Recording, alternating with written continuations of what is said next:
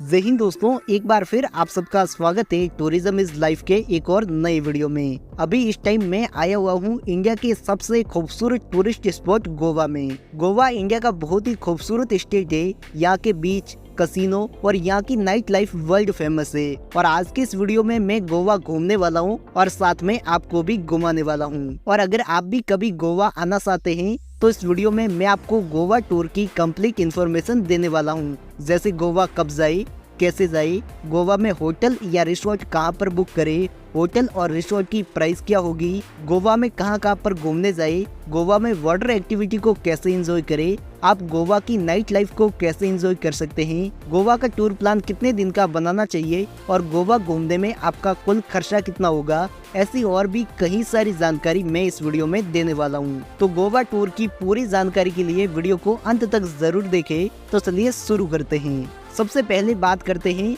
कि गोवा जाने का बेस्ट टाइम कौन सा होगा।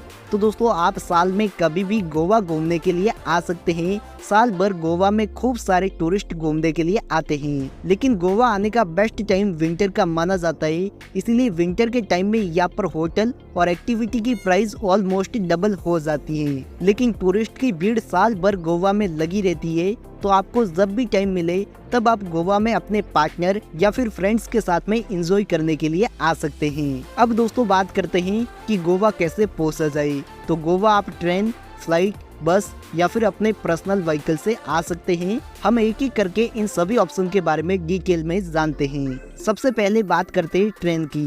तो अगर आप ट्रेन से गोवा आना चाहते हैं तो गोवा में मडगांव रेलवे स्टेशन मौजूद है। आप by train direct Madgaon railway station के लिए आ सकते हैं। इसके बाद मडगांव रेलवे स्टेशन के बाहर से आपको ऑटो और टैक्सी मिल जाएगी, जिसमें आप 800 से 1000 रुपए देकर पंजिम तक आ सकते हैं। और अगर आप सस्ते में रेलवे स्टेशन से पंजिम तक आना चाहते हैं तो मडगांव रेलवे स्टेशन के पास से ही पंजिम के लिए डायरेक्ट बस भी चलती है, जिसमें आप 50 रुपए देकर डायरेक्ट पंजिम तक आ सकते हैं। इसी के साथ अगर आप गोवा फ्लाइट से आना चाहते हैं तो गोवा में वास्को डा गामा एयरपोर्ट मौजूद है। आप बाई फ्लाइट डायरेक्ट गोवा के लिए आ सकते हैं। इसके बाद गोवा के एयरपोर्ट से पंजिम की दूरी लगभग 28 किलोमीटर पड़ जाती है और एयरपोर्ट से आप 500 से 700 रुपए देकर टैक्सी बुक कर सकते हैं और टैक्सी से पंजिम तक आ सकते हैं। वही अगर आप बस से गोवा आना चाहते हैं तो गोवा के लिए हैदराबाद, बेंगलोर, मुंबई, पुणे और चेन्नई जैसी सिटी से डायरेक्ट बस भी चलती है, तो आप बाई बस भी गोवा तक आ सकते हैं।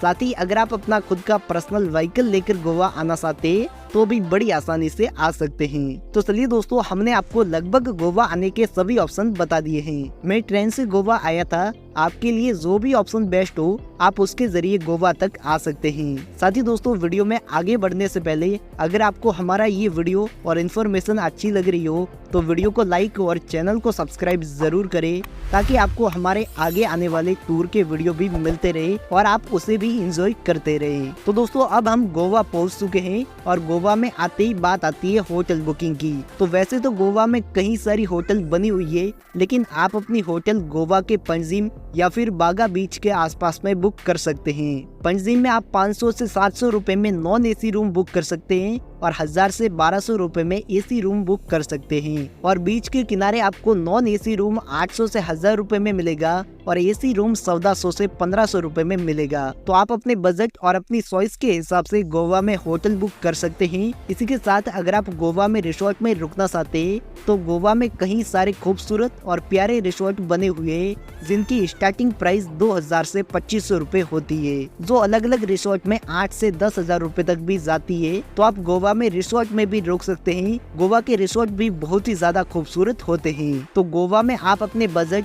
और अपनी चॉइस के हिसाब से आप गोवा में होटल या फिर रिसोर्ट बुक कर सकते हैं और एंजॉय कर सकते हैं। अब दोस्तों, होटल बुकिंग करने के बाद अब बात करते हैं कि गोवा में आप कहां पर घूमने जा सकते हैं। तो दोस्तों, गोवा में मैं सबसे पहले घूमने गया गोवा के सबसे फेमस बीच बागा बीच के लिए। बागा बीच गोवा के सबसे खूबसूरत बीच में से एक है और गोवा में सबसे ज्यादा क्राउड भी इसी बागा बीच पर होता है। तो आप गोवा में एंजॉय करने के लिए बागा बीच पर जरूर आए। यहाँ पर आपको इंडियन के साथ में कई सारे फॉरेनर भी एंजॉय करते हुए दिख जाएंगे। साथ ही बागा बीच पर आप कई सारी वाटर एक्टिविटी को भी एंजॉय कर सकते हैं, जैसे speed boat ride, banana boat ride, bumper ride, lovely boat ride और पैरासेलिंग जैसी और भी कई सारी एक्टिविटी को एंजॉय कर सकते हैं, जिसके अलग अलग चार्ज होते हैं। लेकिन अगर आप 5 से 6 एक्टिविटी का पैकेज लेते हैं तो वो पैकेज आपको 1500 से 2000 रुपए में मिल जाएगा। इसलिए आप एक्टिविटी का पैकेज ही ले ताकि आप कम पैसों में ज्यादा एक्टिविटी को एंजॉय कर सके। तो आप गोवा में बागा बीच पर एंजॉय करने के लिए जरूर आए। बागा बीच गोवा का सबसे खूबसूरत बीच है। बागा बीच पर एंजॉय करने के बाद मैं निकल गया अगुआड़ा फोर्ट के लिए। अगुआड़ा फोर्ट भी गोवा का काफी शानदार टूरिस्ट डेस्टिनेशन है। यहाँ पर पुराने समय की एक जेल भी बनी हुई है जो बहुत ही ज्यादा खूबसूरत लगती है। लेकिन मुझे इस प्लेस की सबसे खास बात लगी कि यहाँ से आपको बीच का और गोवा की नेचुरल खूबसूरती का काफी प्यारा नजारा देखने को मिलता है, जिसे आप यहाँ पर आकर एंजॉय कर सकते हैं। इस फोर्ट पर आप अपने पार्टनर या फ्रेंड के साथ में अपना क्वालिटी टाइम स्पेंड कर सकते हैं। साथ ही अगुआड़ा फोर्ट के नीचे बीच के किनारे एक छोटा सा व्यू पॉइंट भी बना हुआ है। आप यहाँ पर आकर भी एंजॉय कर सकते हैं और अपनी खूबसूरत फोटोग्राफी कर सकते हैं। अगुआड़ा फोर्ट के अलावा दोस्तों गोवा में आप घूमने जा सकते हैं अंजुना बीच के लिए। इस बीच पर बागा बीच के मुकाबले क्राउड थोड़ा कम होता है, लेकिन ये बीच बहुत ही ज्यादा शानदार और खूबसूरत है। साथ ही इस बीच का पानी काफी नीट एंड क्लीन है, इसीलिए आप यहाँ पर खूब सारी वाटर एक्टिविटी को भी एंजॉय कर सकते हैं। यहाँ पर आपको वाटर एक्टिविटी बागा बीच के मुकाबले सस्ती मिलेगी, तो आप अपनी गोवा की टूरिस्ट डेस्टिनेशन में इस प्लेस को भी ऐड कर सकते हैं। इसके बाद पूरा दिन गोवा में अलग अलग जगह एंजॉय करने के बाद शाम के टाइम में हम पहुंच गए कलंगट बीच के लिए। इस बीच पर शाम के टाइम में काफी खूबसूरत लाइटिंग वगैरह हो जाती है, जिससे इसकी खूबसूरती में 4 चांद लग जाते हैं। साथ ही नाइट के टाइम में यहाँ पर डांस वगैरह भी होता है, तो आप यहाँ पर डीजे के साथ में डांस पार्टी को भी एंजॉय कर सकते हैं। इसी के साथ इसी बीच पर कई सारे खाने पीने के ऑप्शन भी मौजूद है। आप यहाँ पर बीच के किनारे बैठकर अपने डिनर को भी एंजॉय कर सकते हैं। और गोवा में सस्ते में नाइट लाइफ एंजॉय करने का ये सबसे बेस्ट ऑप्शन होता है कि आप गोवा में नाइट लाइफ को एंजॉय करने के लिए गोवा के किसी भी बीच पर जा सकते हैं। गोवा में हर बीच पर रात में डांसिंग प्रोग्राम वगैरह होता है और बागा बीच पर भी नाइट के टाइम में काफी खूबसूरत माहौल बन जाता है। तो आप गोवा में नाइट लाइफ को एंजॉय करने के लिए यहाँ के बीच पर जरूर जाए, आपको खूब मजा आने वाला है। इसी के साथ गोवा में आप घूमने जा सकते हैं चपोरा फोर्ट के लिए। ये फोर्ट भी गोवा का काफी फेमस और खूबसूरत फोर्ट है। साथ ही इस फोर्ट से समुद्र का काफी प्यारा नजारा भी देखने को मिलता है। आप यहाँ पर बैठकर अपना क्वालिटी टाइम स्पेंड कर सकते हैं। साथ ही ये प्लेस एक पीसफुल प्लेस है, यहाँ पर क्राउड काफी कम होता है। तो अगर आपको गोवा में अकेले टाइम स्पेंड करना है तो चपोरा फोर्ट आपके लिए परफेक्ट डेस्टिनेशन हो सकती है। चपोरा फोर्ट के अलावा आप घूमने जा सकते हैं सिक्वेरियम बीच के लिए। इस बीच पर आपको गोवा के बाकी बीच के मुकाबले क्राउड थोड़ा कम देखने को मिलेगा। साथ ही ये बीच गोवा के बाकी बीच के मुकाबले काफी नीट एंड क्लीन बना हुआ है, इसीलिए इसकी खूबसूरती और भी ज्यादा बढ़ जाती है। तो आप अपने पार्टनर या फिर फ्रेंड के साथ में इस बीच के किनारे बैठकर चिल कर सकते हैं और एंजॉय कर सकते हैं। ये बीच काफी ज्यादा खूबसूरत बना हुआ है, तो आप यहाँ पर आकर भी अपना टाइम स्पेंड कर सकते हैं और आप अपनी गोवा की टूरिस्ट डेस्टिनेशन में इस प्लेस को भी ऐड कर सकते हैं। इसी के साथ दोस्तों गोवा में दूसरे दिन की नाइट लाइफ को एंजॉय करने के लिए मैं निकल गया पंजिम के कसिनो में एंजॉय करने के लिए। पंजिम के कसिनो पूरे इंडिया में फेमस है और गोवा में कसिनो सिर्फ पंजिम में ये कसिनो सिर्फ पर बनाए गए हैं जो रात के टाइम में लेक के बीच में जाते हैं। इन कसिनो की स्टार्टिंग प्राइस 2000 से 3000 रुपए होती है, जो अलग अलग कसिनो में 40 से 50,000 रुपए तक भी जाती है, जिसमें आपका खाना पीना सब कुछ इंक्लूड होता है। इन कसिनो में आप ड्रिंक के साथ में गोवा के टेस्टी फूड को भी एंजॉय कर सकते हैं। साथ ही इन कसिनो में आप कई सारे गेम वगैरह भी खेल सकते हैं और पैसे जीत सकते हैं। और कसिनो में रात के टाइम में नाइट शो भी होता है, जिसमें खूबसूरत लड़कियां डांस शो भी करती है। आप कसिनो में डांस शो को भी एंजॉय कर सकते हैं, जो बहुत ही ज्यादा खूबसूरत होता है। कसिनो शाम के 7 बजे स्टार्ट हो जाते हैं, जो रात के 2 से 3 बजे तक चलते हैं। तो आप गोवा में नाइट लाइफ को एंजॉय करने के लिए एक बार पंजिम के कसिनो में जरूर आए।